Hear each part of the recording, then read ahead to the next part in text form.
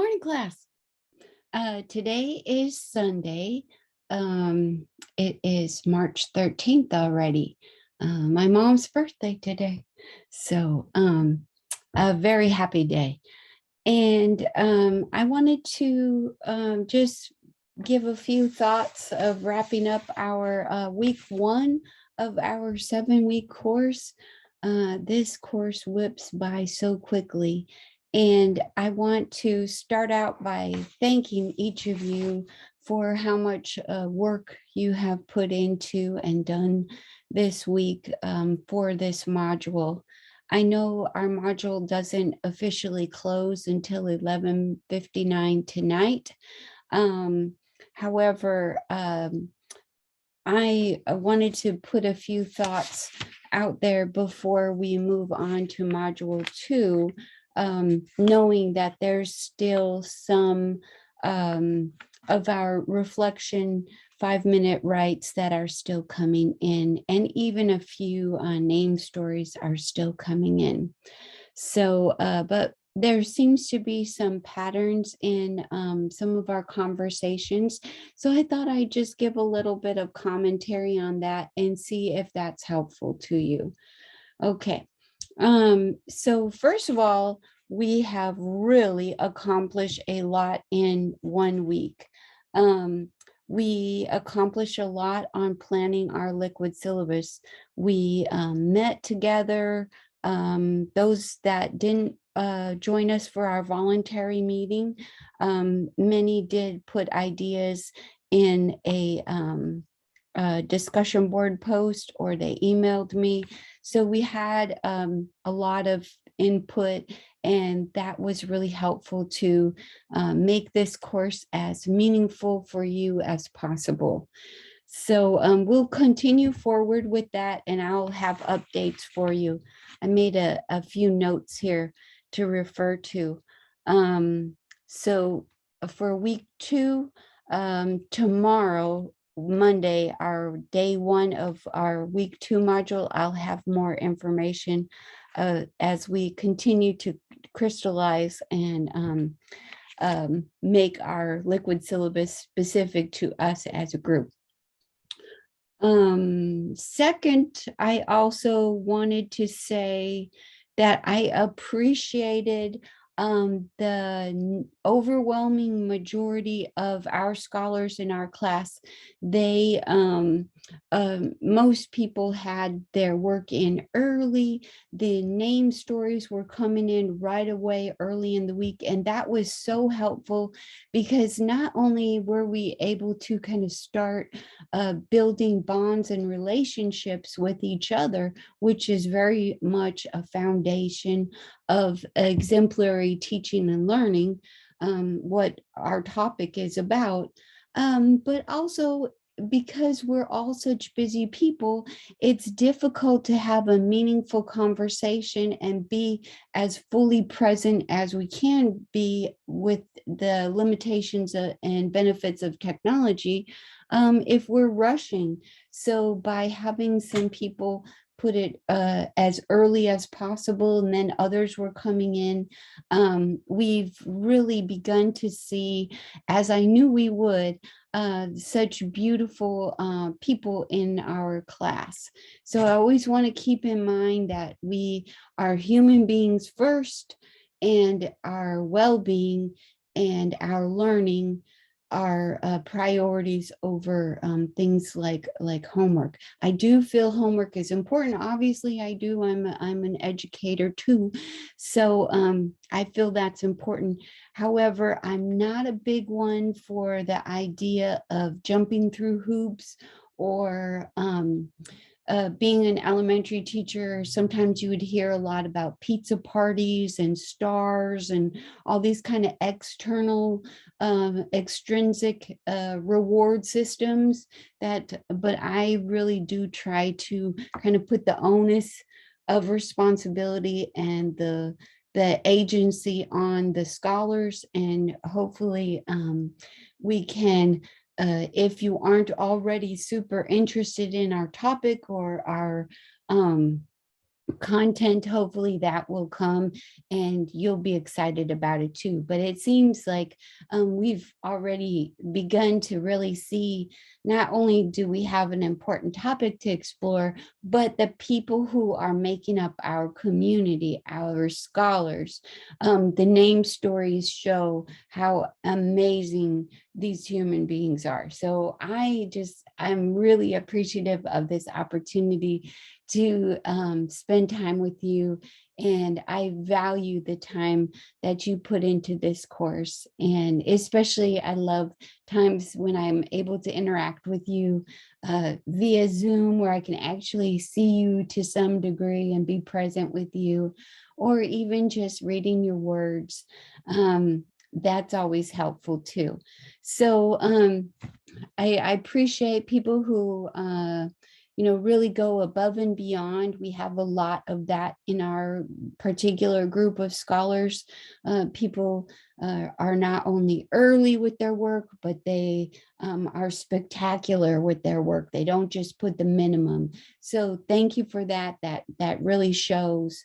I've worked with a lot of doctoral students over the years, and sometimes when people are considering whether to go on and try to work on a doctorate, which if you have some thinking about your experience being, excuse me, in high school, and then how different that was to going to your undergraduate, and then how different that is to going to your master's degree, a doctoral program is really its own beast too. And it's beautiful and it's painful. And I always say to people, are you hungry? To really be able to do a doctorate and do it well, rather than just jumping through hoops for credentials. If you're actually in it for learning and for robust learning that's meaningful, then you have to be hungry. You have to be so hungry for it. And that I think is very important in our class too, is to be hungry for it.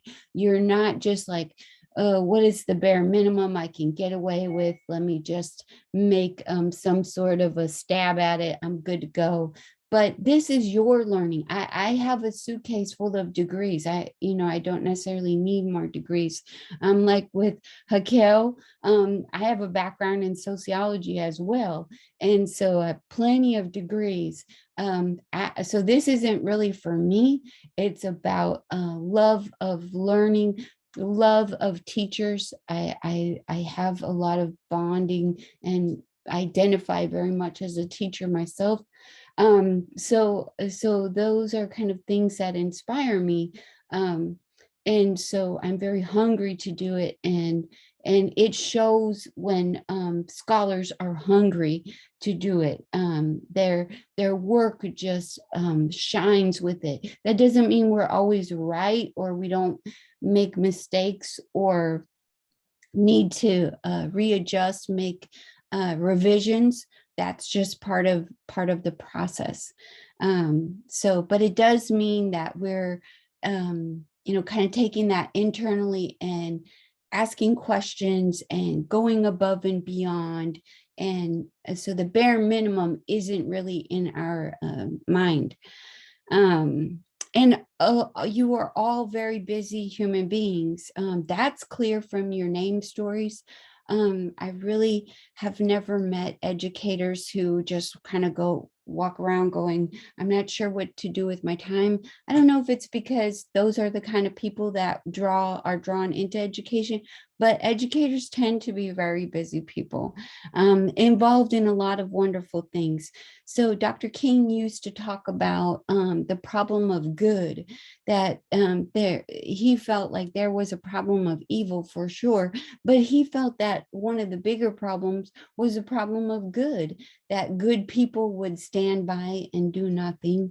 That was a problem of good. And then there was also the problem of good in the sense that there's only 24 24 hours in a day. And some of that we must sleep. Our bodies require that. And we don't think well if we don't get some adequate rest and nutrition. And exercise, just even moving our body is important. So, and especially being scholars, sometimes we tend to be sedentary a lot. So those things are important. So given all of those things and the problem of good with so many things that we could and should and are important to tackle, sometimes it can be just overwhelming. And the problem of good is that there are so many meaningful things to do, but we have to decide on whatever would be a priority for us in our particular sphere of influence. So little insight on that. This is what works for me. It may not work for you. Anytime you hear about these little nuggets or something, try them out. Do they adapt them to you? There's no like right answer. It's just you have to make things your own. So I've always been just overly involved in way too many things. And as my university professor told me, I would burn candles not only at both ends, but in the middle too. I had two babies during my first master's degree. And one of the things that I've tried to learn to do with balance is when I'm working, I work very hard and very focused. And then I put it down and I go and do something else. And I try to think about something else. Like last night I was DJing with my partner, and I wasn't thinking about you. That's the truth of it. I put it down. I was fully present where I was. And so then I come back and I focus, work hard, try to accomplish a lot in a short amount of time, but making it quality and then moving on.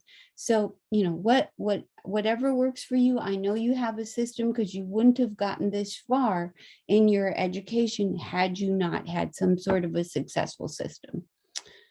Okay, so let me look at my notes here. I wanted to make a couple comments on some themes that came out of our reflection and 5-minute write that you did. And let me see, I wrote a note to myself about what the first theme was. And if I forgot to say this as I turned the recording on, but please, I hope you aren't offended by my shirt. It says bite me, but the reason that it says that is because I currently live in Lower Alabama, and we live right 20 miles or 20 minutes from the Gulf. And we do have, even in Mobile Bay, we have in the rivers here, the 5 rivers delta, we have a lot of alligators. And so when in this context, when people will say bite me, they actually are referring to Alligator Alley and to the alligators that we do have. And there's signs everywhere, like in the park where you can go walking and jogging and biking, that please don't feed the alligators, which is a problem. People who visit our area often don't realize that these are actually wild animals. You shouldn't feed them. They become very used to humans. So so that's what this means. It isn't mean to be offensive to you. So I apologize if any of you have been offensive. I should have said that up at the get-go. Quick, cute little story. Let me just share my screen with you for a second. This young man over here, this is my older daughter's partner, and he is from Salt Lake City, born and raised there. And of course, Utah is a semi-arid desert. So Alabama is very wet and wild down on the Gulf Coast.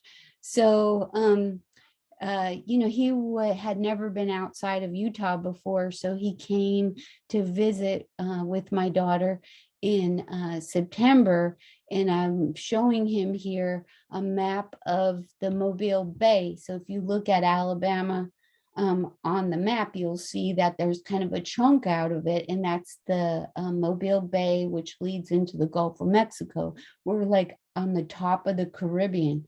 And so having never been outside of Utah, this young man was just fascinated by all of the water that is everywhere down here. And we showed him, let me see if I can open it for you. We showed him some of the rivers down here, and he was just so amazed with all of the rivers. Well, it looks like I cannot show that to you. He was very amazed with all of the water.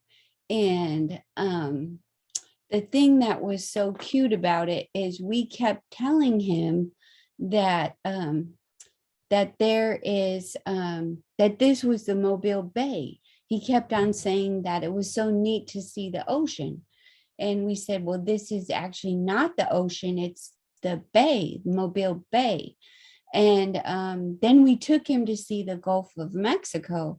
And he said, oh, I've never seen the ocean. This is so amazing. So he kept on saying that he was seeing the ocean, because he had never seen like all this traffic of tankers and barges and boats coming up and down the river into the bay and into the Gulf.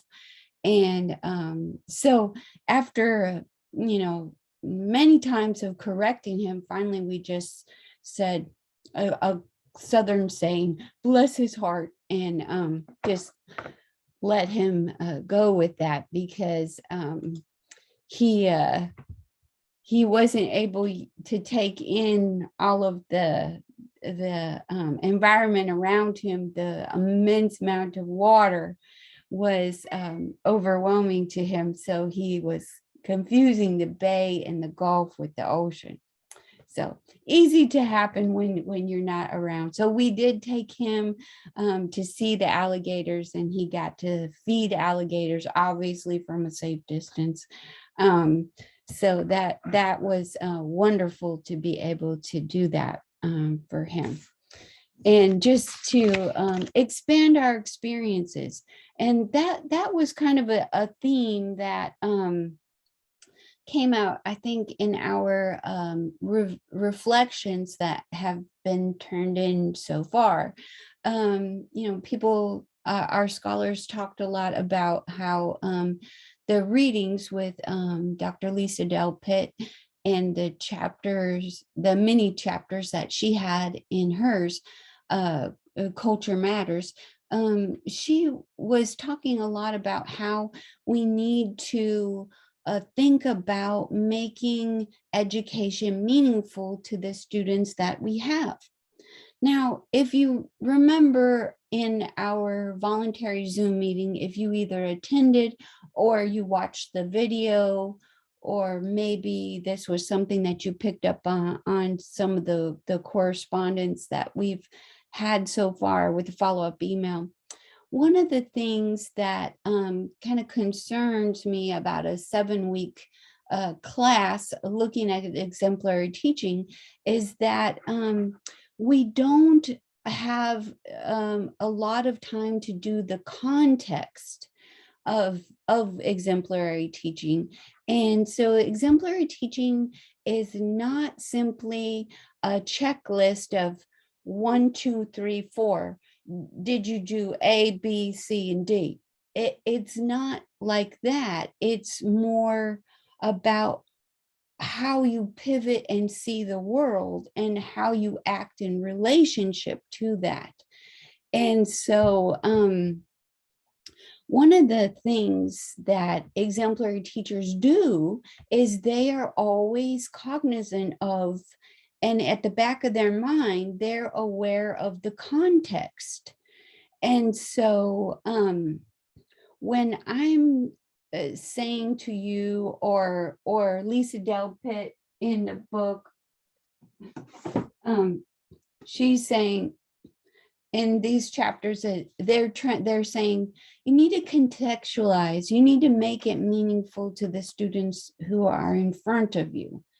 And some of you rightly and very astutely said, well, okay, yes, I get that, no doubt. But when I'm looking at my students reflect the white mainstream. You know, this is who they are. They are white. They are primary English speakers. They live in Utah. And so Utah is a different region than, say, where I live in the deep South. The South is the poorest region in the United States. So even Utah's poorest parts are much more affluent than ours are down here. It's a whole different world. So when you say poor in Utah, you know, that's certainly true. And especially when you think about what is the benchmark in Utah. And then you come to Alabama and the ladder shifts a little bit. When we say poor, that means something a little different than what it means in Utah. Historically, the South has been very poor. So, you know, this is never, ever, ever to blame people for who they are. You know, we're just born in the bodies that we have. And so we don't get a choice about that. When I tell the story of how I became white, you know, people just look at me, you know, like I'm crazy, but you have to learn to be white, because these kind of meanings and practices associated with how you act in your group, you learn those things just like your gender. You learn how to be a man, you learn how to be a woman. What your genitalia is a different question. And so that's also what it means with our racial identities. So this has never been anything about saying white people are bad or men are bad, or, you know, we're not talking about that. If you look at any organized religious perspective in the world, any like major a religious orientation, maybe it's Islam, maybe it's Hindu, maybe it's Christian, maybe it's Jewish, almost always there's a notion of good and evil in them, no matter which group it is, some sort of a binary of good and evil. And almost always in those kind of main umbrellas of organized religion, they will say that this little good evil thing is generally located in human beings as well as in our societies and our institutions. So therefore, we're never just good or just bad. So it's usually just a combination.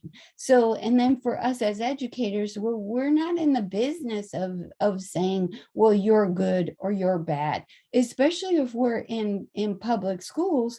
We teach everyone. We don't say, yes, we'll teach you. No, we won't teach you. Excuse me.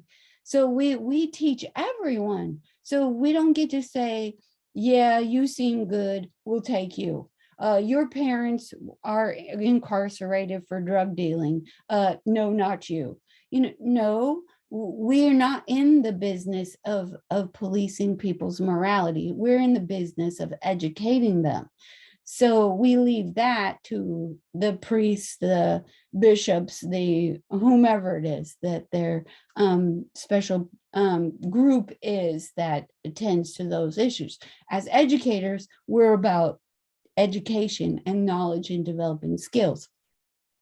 So therefore, when we have our students who are white in our classroom, and Lisa Delpit and her her chapter authors are saying, well, you need to make the content of your course and the way that you do it, you need to make it relevant to them. And you're saying, gotcha, I'm on it, but my students are all white, mainstream, primary English speaking, Protestant Christians, come from heterosexual families for the most part, and so on. And so what that means is that the curriculum and society already reflects them. So sometimes students will get into classes like this one and they'll say, well, I had no idea. I didn't know that these kinds of atrocities happened, or, this is what American Indian education looked like. And, I didn't know about all these inequities. And you didn't. You're not making that up. But that's also not your fault.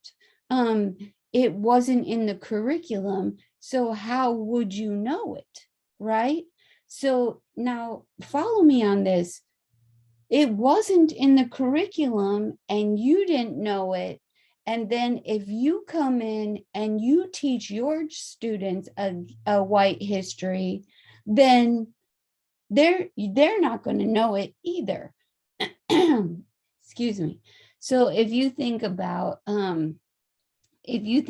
history, well, this month is March and it's Women's History. So what does that tell you? That literally history is his story, history. So you wouldn't need women's history if women were already included in that. Do you see what I'm saying? So therefore, if you have children or youth in your classrooms who are reflecting the mainstream, and you say, well, okay, I get your point, Dr. Delpit. I see what you're saying about having literature that reflects other cultures, but this literature that they're getting already reflects them. And you are correct. It does. The school textbooks, the experiences, the values, the ways that they interact already do reflect them. So does that mean I'm good? I'm good.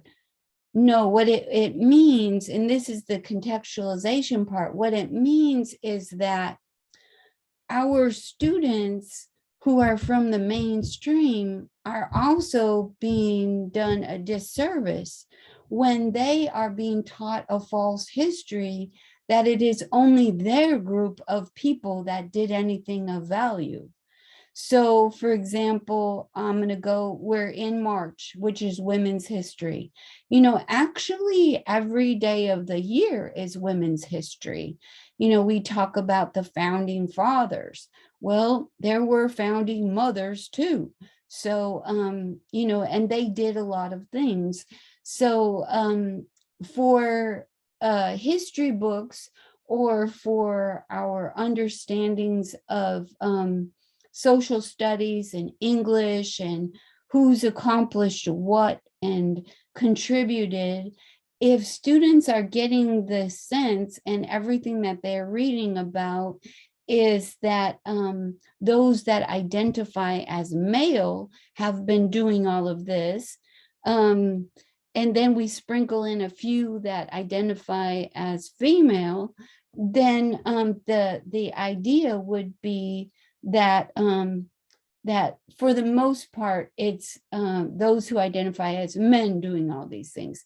That's actually a disservice to children and youth who are female as well as male, or however their gender identification is.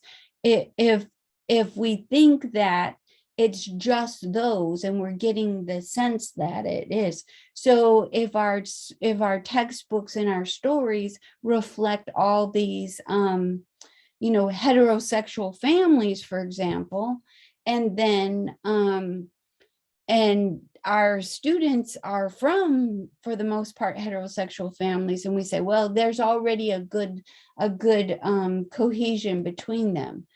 The problem with that is that then those students kind of get the idea that that's the only way to be, and that their way is the right way and the only way. And so it doesn't look at families that have, for example, other mothering. There's a big tradition in the Black community, for example, in the United States, because of the way that chattel slavery broke up families. A lot of times the parents, the biological parents, weren't able to do all of the care for the children.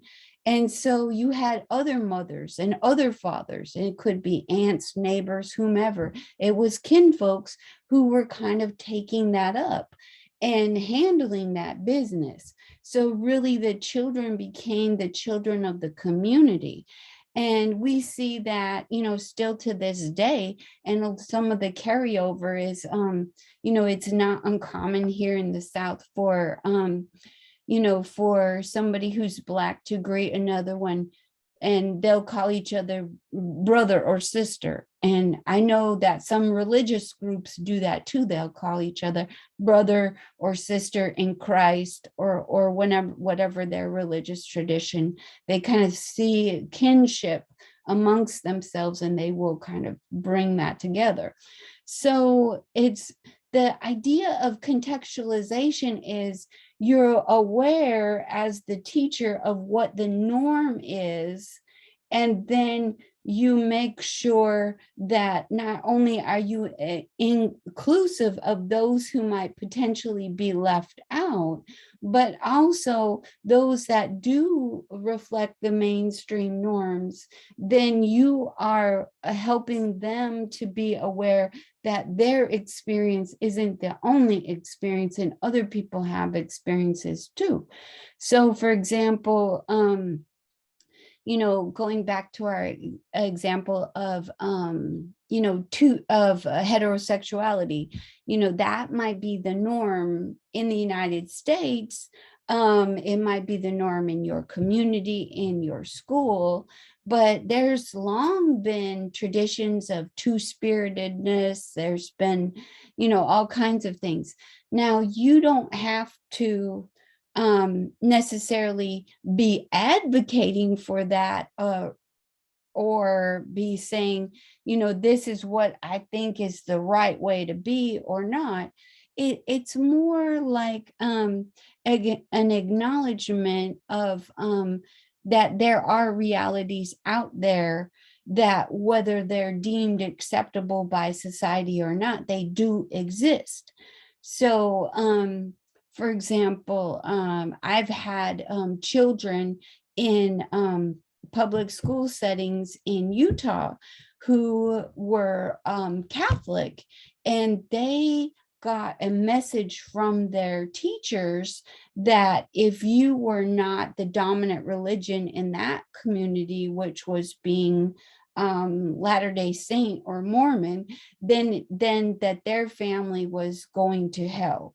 And because of the young nature of the children, they were quite traumatized by that idea that that their loved ones were going to be going to hell.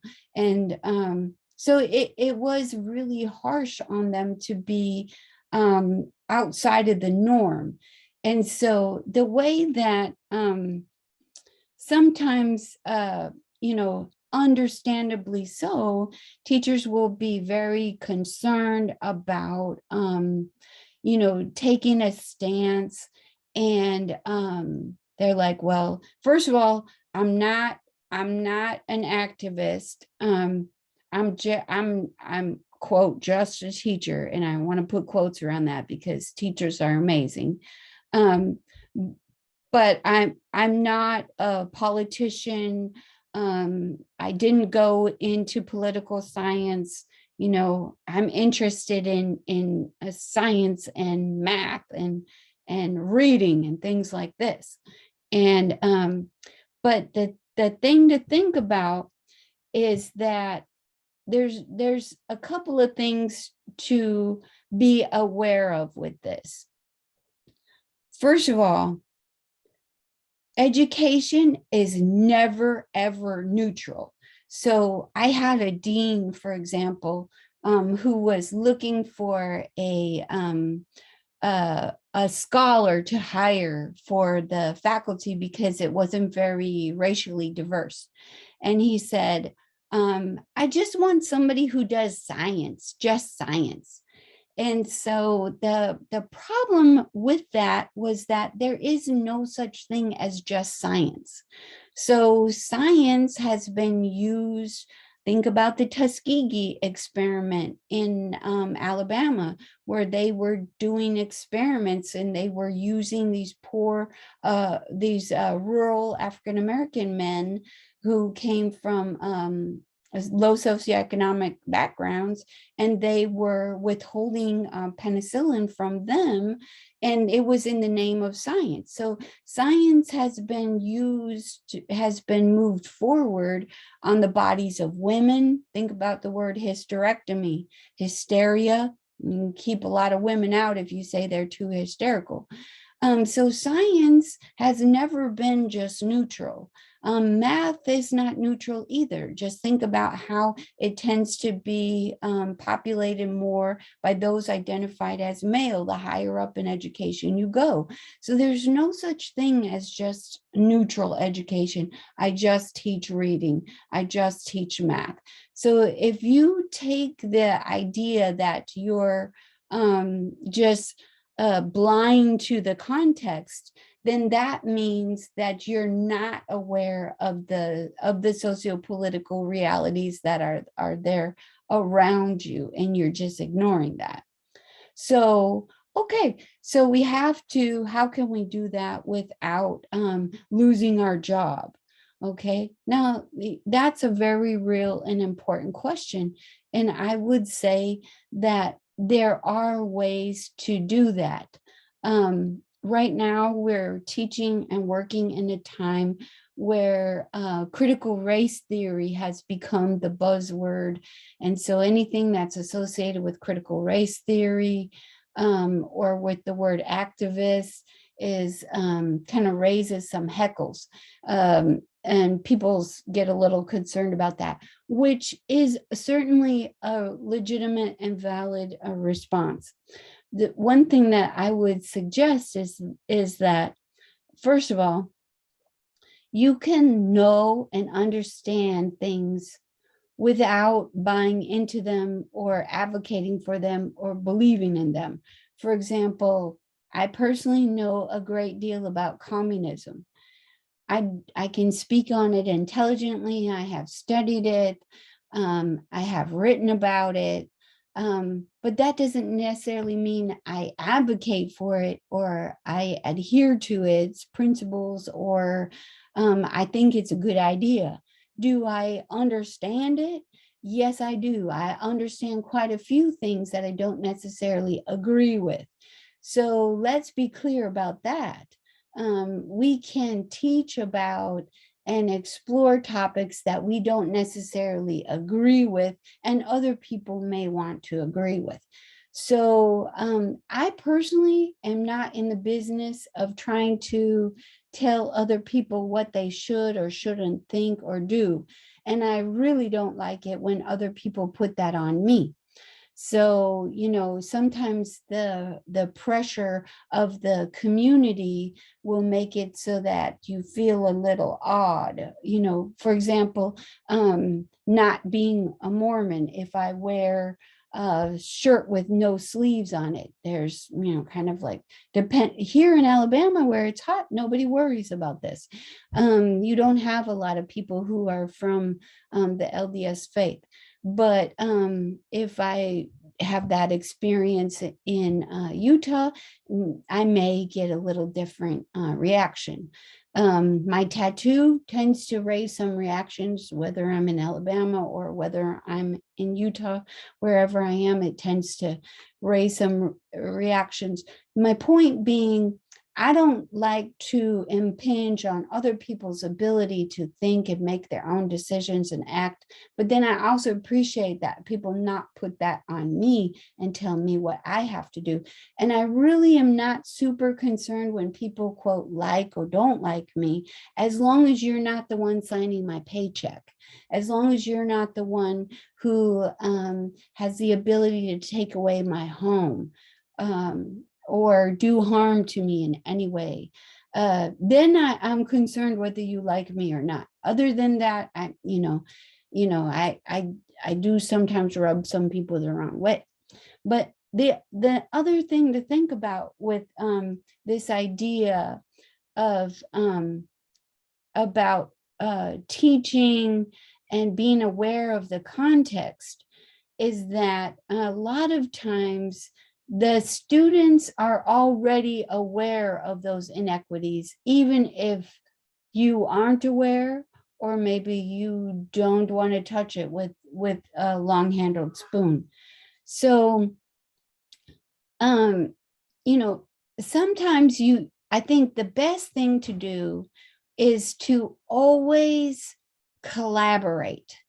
I feel like if I have done some things wrong in my career over time, the number one thing that I feel like I have done, because nobody prepared me, was that too often I got myself way out on the edge of the limb, and then the institution was like, you know what, this one's getting a little bit too loud. This one's getting get people a little too riled up here. Let's chop this limb off and we'll let her go. But it's much harder to do that if you build a collaborative coalition or support, and kind of build meaningful understandings in your community. What do parents think? Is there a way that you can bring parents in and talk with them about things that you're concerned about that come up? Is there a way that you can talk with the administration and build support and collaboration? Is there a way you can work with peers and even like your local university people? A lot of times there's different ways to think about it. I know Miss Newman in our class, she talked about how her son had to explore both sides of it. This is always a really helpful way to look at it. And if you look at human history, it's usually very complex. And in our history books, we tend to suck that all out as if it just kind of moved forward and developed that way. But most of the time, it's much more complex than that. And there were lots of crosses in the roads where people had to make decisions. Ooh, my watch. So a lot of times, people are making decisions and it's not that clear cut or that easy. There are different ways to look at it. And children and youth are very good at that. They're very, they like complex thinking. They're bored with just kind of rote recall, just give them something to swallow and then they're supposed to spit it out back to you in that form. But usually complexity and kind of scandalous things, that they can understand that and they think it's interesting and it's much more realistic. And of course, you always have to be developmentally appropriate. But think about this. A lot of times, I taught kindergarten, so I worked with the very little tiny people, and oftentimes it's the very, very young ones who will be so deadly honest with us. And they haven't necessarily been socialized enough yet to be like, we don't talk about things like that. We don't say that. So so a lot of times it's the very young ones who will make the statements that we can kind of explore and dig into. I think I mentioned one time when I was taking my kindergartners to the local dentist for our community helpers unit. One of the 5-year-old little girls noticed that all of the dentists were boys and all of the helpers were girls. And she commented on that. And so here you have a 5-year-old who had a very astute gender analysis. And so when we got back to class, we talked about that and we said, well, that's interesting. We have seen that. Do we know anybody who might know a dentist who is a girl, who's a woman? And we kind of made it our business to be looking in our community and asking around, and the parents helped us. And we didn't come up with a female dentist in our local area. But we did find that there were women dentists. And then we talked about how, that could be something that girls want to do, and the science and the math that they might need to do that. And so we had a very developmentally appropriate conversation for 5-year-olds, but they do look at the world around them. And a lot of times, if even with teens and adolescents, if you don't tell the truth, you lose credibility with them, and they will dismiss you in a hot minute. They will be like, this person lies. So if you say, well, for example, I've had transracial adoptees who are Black be told that they'll say something that's like, I just hate white people.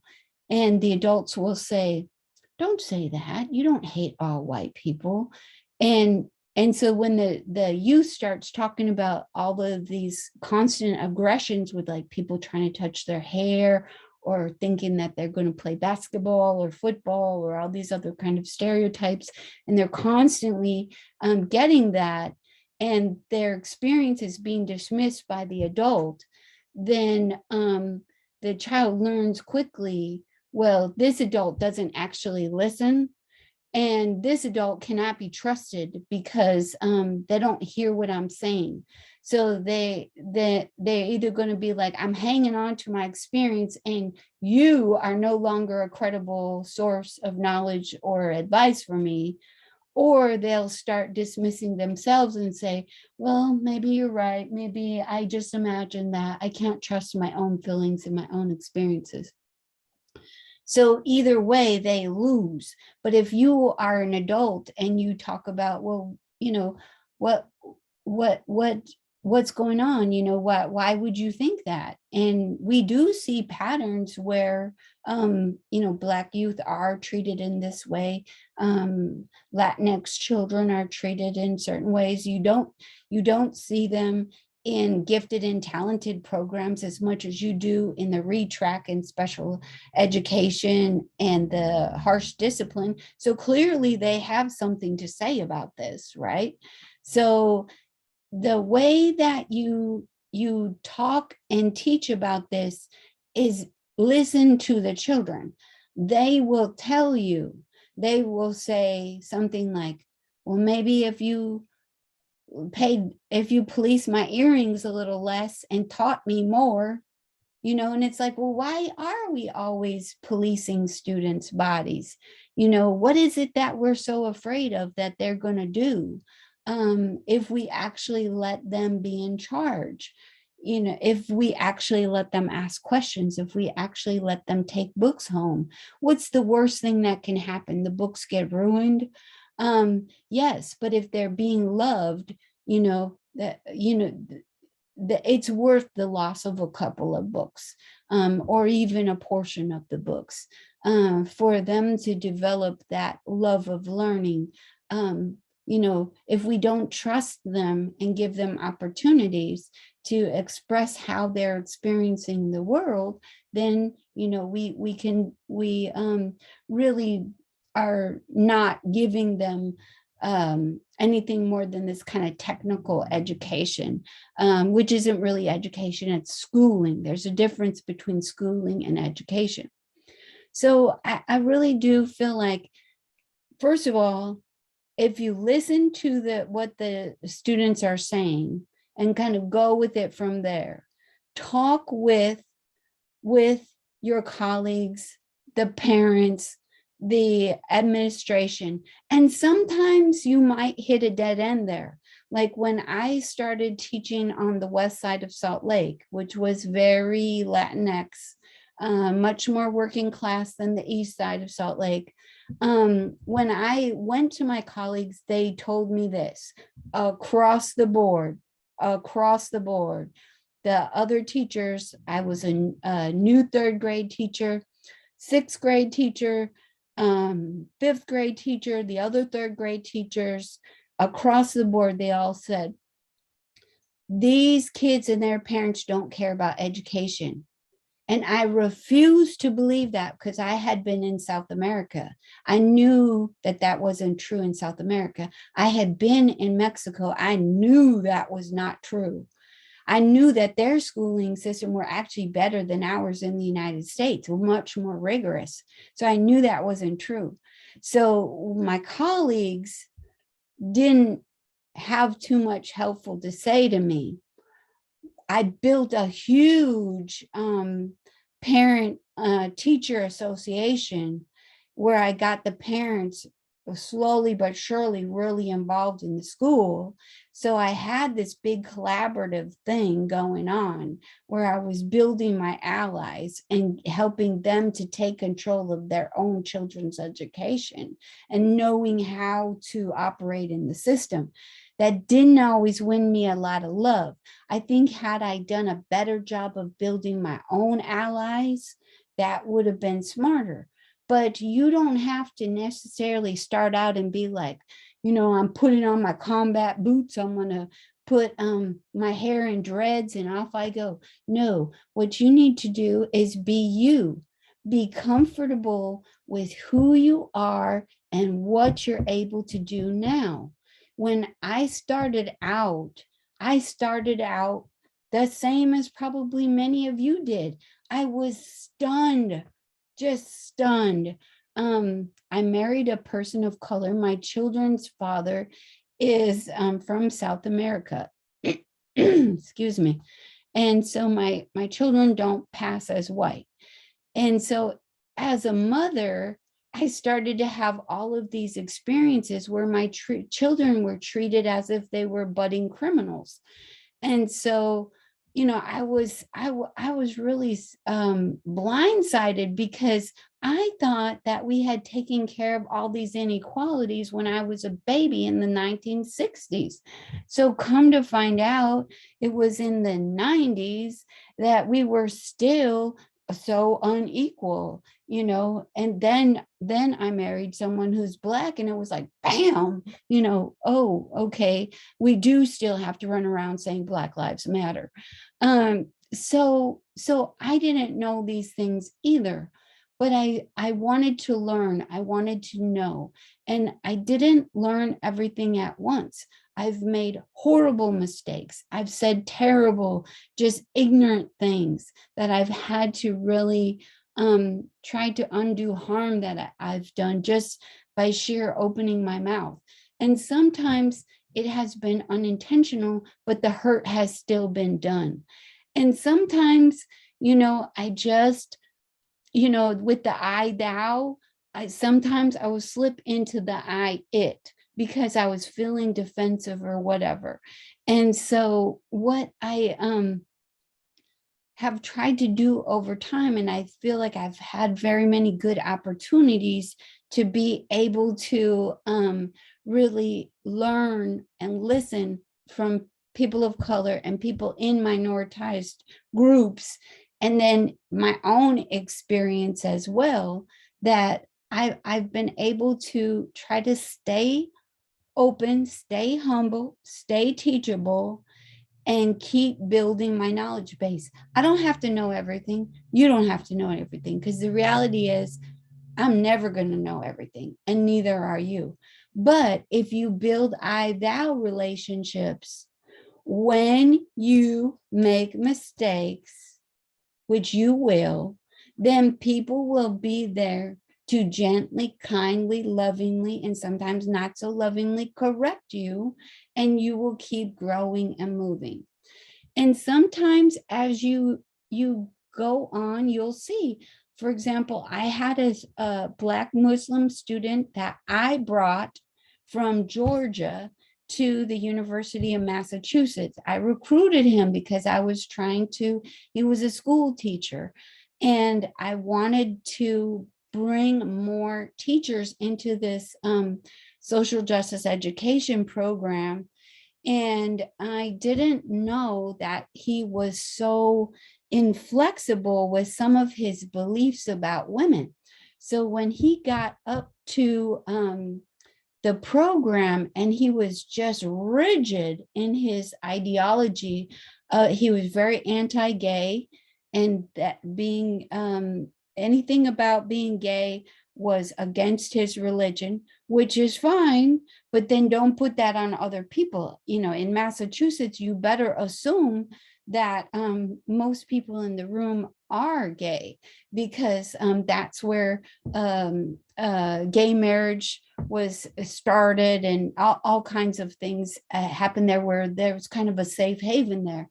And so this young man was just so rigid in that, and he had trouble listening to a woman being someone in authority over him. And so he would just say that that I was so racist, you know. And so for most white people, that will blow their hair back. They will just come unglued. You did not just call me a racist, because that means that you're saying that I'm a bad person. I'm morally a bad person.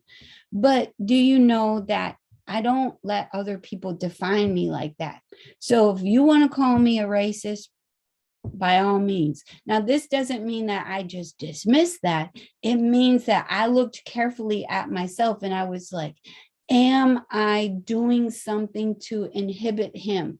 Is there something about him as a Muslim Black man that I am not attending to?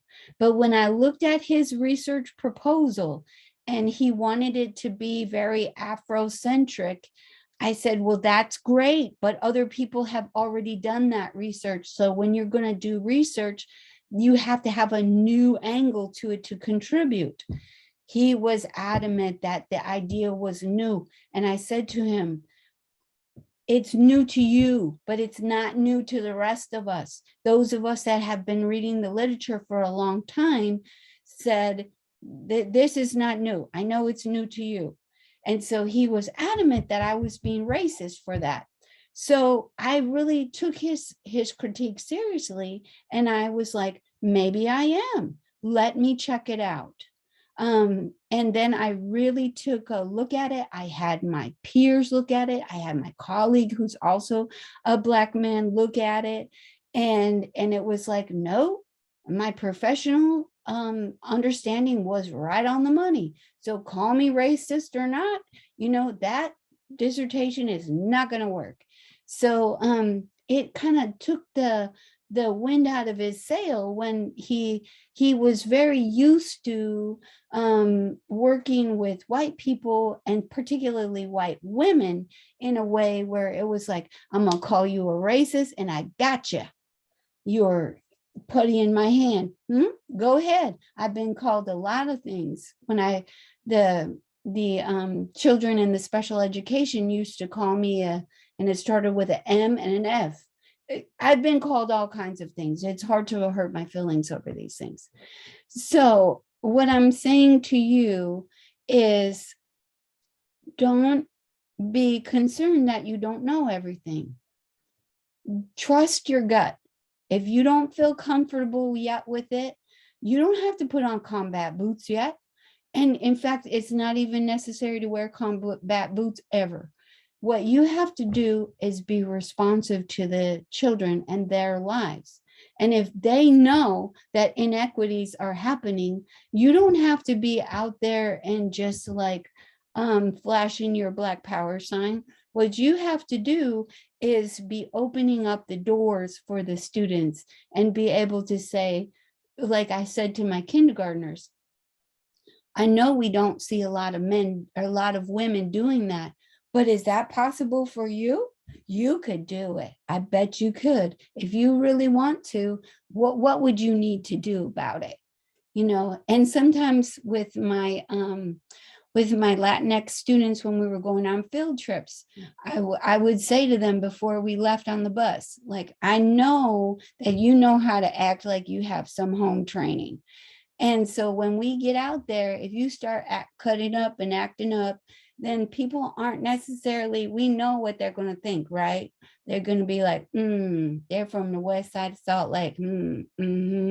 Yeah, we know what kind of families come from over there. So we got to be like little tricksters, and we have to act like we got some sense, and we know how to sit in these kind of seats, and we know how to listen, and we know how to get around this trickster. And so we would play, we would talk about these things, but in an age level appropriate things. I wasn't telling them how to think about things, but really how to walk in two worlds. I wanted them to know that there's nothing wrong with being working class economic refugee who came to the United States. I don't care what your papers are. You are a human being. And if my children were starving, if my cat was starving, you can bet I would come over and get something for them to eat. I don't care what your Border Patrol says. So the idea of who's a criminal, this is kind of a loose concept. And can we do it in a way where we're building and working with children and families and parents in our administration? Yes. Is it going to take some elbow grease and work? Yes. Is it going to take some courage and communication? Yes. Yes, it is. But I do feel it can be done. And the worst thing that you can do is just go it alone. I've seen teachers do that sometimes, where they're trying too hard too quickly, and they're like trying to show, well, I'm not a racist, or I value Black people, and they become very offensive unintentionally. Just be yourself. Just be yourself. It is okay not to know everything. You won't know everything. That's not because you did anything wrong. So just be you, connect with people in a I-thou relationship, and you will be able to keep learning and growing. And this is all that we can do with human beings, is try to be kind with each other and be fully present with each other. Okay, so thank you for listening, and I hope there's something useful here for you.